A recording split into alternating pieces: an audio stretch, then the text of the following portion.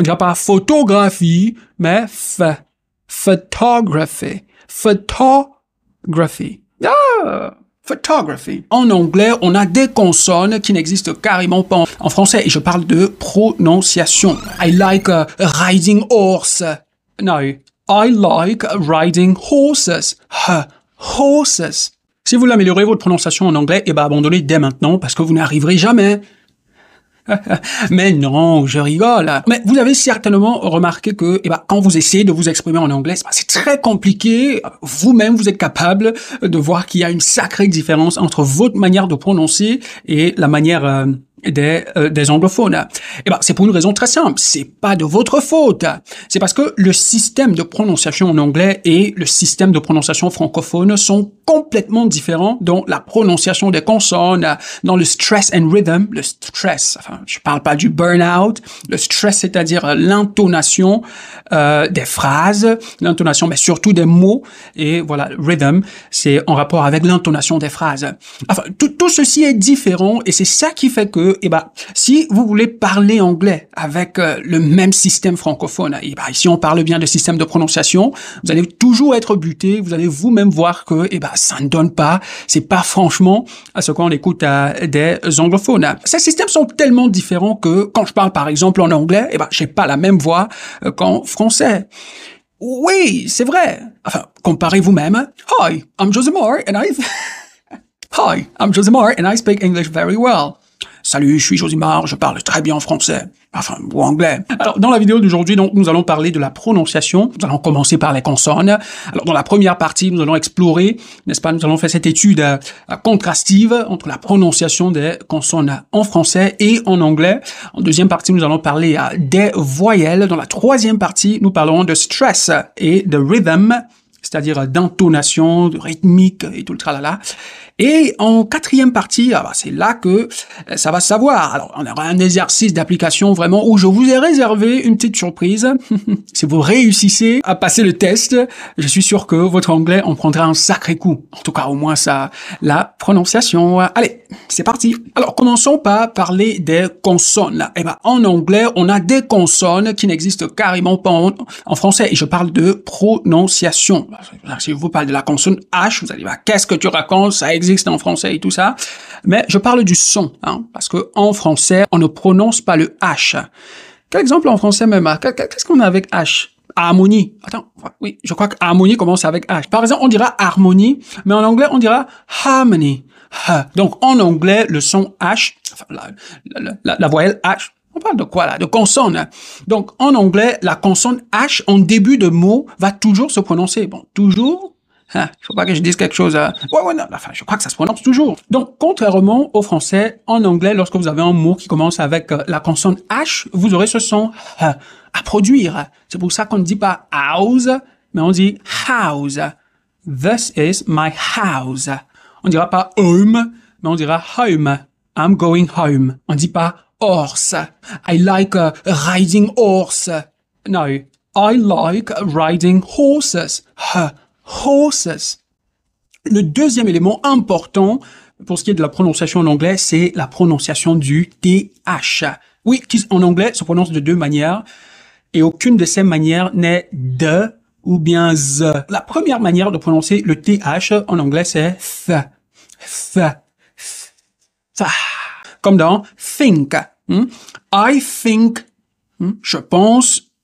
Et la deuxième manière, c'est the, comme dans this. Ou dans that. I think that we should improve our pronunciation. The. Alors, on aura par exemple la prononciation the dans les mots tels que brother, father, mother, ainsi de suite. Et on aura the dans les mots tels que three, trois. C'est pas tree. Tree, c'est arbre. Il faut dire trois, c'est three. Dans teeth, par exemple. Alors, c'est compris? Super. Allez, pratiquons avec cette phrase. 33 thirsty thieves. Vous répétez après moi? Vous croyez que votre langue en a déjà subi? Attendez l'exercice d'application, ça va chauffer grave. Le prochain élément, c'est la prononciation du R, qui diffère du français à l'anglais. Comparez rouge, R, et R, red. Rouge, red. Ou alors rapide et rapid. R. R. La prochaine différence, c'est la prononciation des consonnes finales à la fin des mots en anglais, ce qui n'est pas le cas en français. En anglais, par exemple, on dira cat ou dire chat. Donc, le T va se prononcer. Contrairement au français, si on dit par exemple criquet, vous n'allez pas prononcer le T. Et en parlant de cricket, on a justement un mot similaire en anglais, cricket, qui ne veut pas dire cricket. Cricket, c'est un sport. Vous voyez, donc, le T se prononce cricket. Dans big, on a le G de la fin. Si c'était le français, on dira B. En anglais, lorsqu'on met le S pour pluraliser un mot, vous devez prononcer ce S. One cat, two cats. One girl, two girls. A house, two houses. Le S à la fin du mot va se prononcer. Contrairement au français, on dira une fille, des filles, un chat, des chats. Vous prononcez le S en anglais. Deuxième point, parlons voyelles. Et je précise, on parle bien de son. On ne parle pas de l'alphabet. Et lorsqu'on parle donc de prononciation en rapport avec les voyelles, il faut connaître ce qu'on appelle monophthongs, diphthongs et triphthongs. Très important. C'est en fait ça qui régit même la prononciation des voyelles en anglais. Dans la catégorie, par exemple, des monophthongs, on aura le schwa. Je n'ai pas dit le choix, je parle du choix, de choix, qui est une voyelle très importante, capitale même, si vous voulez avoir une prononciation un peu plus britannique de l'anglais. Et au sujet des diphthongs, on aura par exemple ear, comme dans ears, my ears. Triphthong, on a par exemple OIE, tel que dans employer. C'est un peu ça que les questions, c'est un peu, pas franchement vaste, mais on pourrait y revenir dans une leçon à venir. Laissez-moi vos avis en commentaire si vous voulez en savoir davantage. Mais je parlais donc de ce choix. Le choix en anglais est très important si vous voulez avoir une prononciation vraiment anglo-saxonne. Donc le choix, c'est ce que vous retrouvez dans un mot tel que celui-ci. Comment est-ce que vous le prononcerez? Banana. Non, c'est banane. B-na-ne. Donc le choix, c'est le son E en anglais. B. C'est pas ba. B. Na, oui, là on a na. Mais à la fin, on a encore le choix. Ne. B. Na. Ne. On dira pas photographie, mais f. Photography. Photography. Ah, photography. Comparez un peu. My brother is a photograph. He works in photography. Oh ouais, c'est pas ça. Tout ceci m'amène justement au prochain point qui est au sujet de stress and rhythm parce que vous allez voir qu'on dit photograph, mais on dit photography. Ça, c'est le stress. Parce que contrairement au français où on peut dire photographe. En anglais, il y a une seule manière de prononcer les mots. Et parfois même, un seul mot prononcé de différentes manières donne un autre mot. Par exemple, refuse, là, ça veut dire refuser. C'est quand je prononce refuse que ça veut dire refuser. Mais si je dis refuse, ça s'écrit de la même manière, mais avec une accentuation différente, ça donne un autre mot. Refuse, ça veut dire ordure. C'est un synonyme de trash, garbage. Refuse. Donc, ce stress est donc très important. Et en anglais, donc, il y a une seule manière de prononcer un mot. Il y a une seule accentuation. Quand il y en a plusieurs, c'est pour donner naissance à d'autres mots. Ce mot se prononce desert, and that's a place completely dried. Mais le même mot, si je dis plutôt desert, au lieu de desert, là c'est un autre mot et c'est un verbe qui veut dire déserter, comme déserter les lieux. They deserted without notice. Ils ont déserté sans aviser. Et on a encore celui-ci avec deux S, et là, ça ressemble au verbe déserter. Avec deux S, c'est dessert. Et là, ça veut dire un dessert. Donc, vous voyez que, attention à cette affaire de stress, très important, si vous voulez avoir une prononciation correcte en anglais. I can fake not speaking French, I think. Et pour terminer, notre exercice d'application, oui, c'est le moment de vérité.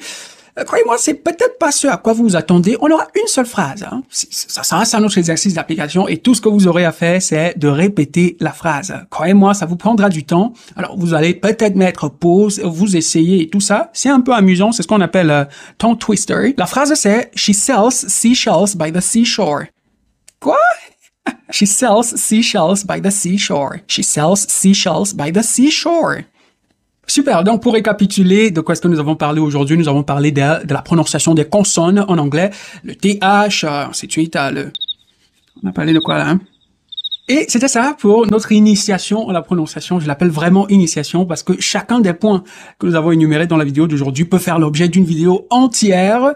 Donc, en attendant que nous entrions dans les spécificités déjà, si vous voulez peut-être en cours sur un aspect pratique de la prononciation en rapport avec l'un des points que nous avons énumérés dans la vidéo, n'hésitez pas, lâchez-moi en commentaire votre suggestion, j'en prendrai compte. Et aussi, si vous voulez pousser un peu le point, pousser le bouchon plus loin et rejoindre mon programme de coaching personnel pour vraiment parfaire votre prononciation et améliorer votre speaking, listening et tout ce qui va avec. N'hésitez pas, le lien, cliquez sur le lien WhatsApp dans la description et allons-y dans ma messagerie personnelle et parlant de l'option qui vous aidera la plus.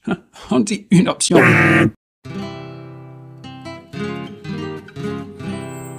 French is weird. Great, that was it. It was a pleasure for me to have you today, and I wish you goodbye for now, but I hope to see you in the next video. Take care. Peace. Si vous avez regardé la vidéo jusqu'ici, cela signifie que vous l'avez certainement aimé. Merci beaucoup.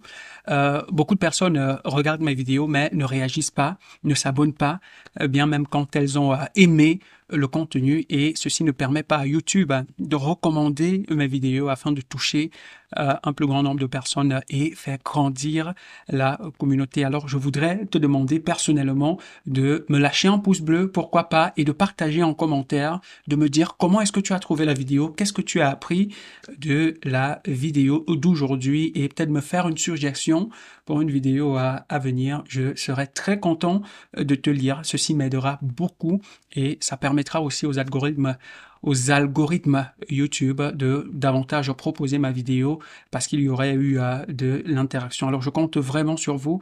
Merci beaucoup de me soutenir et on se retrouve dans la prochaine vidéo.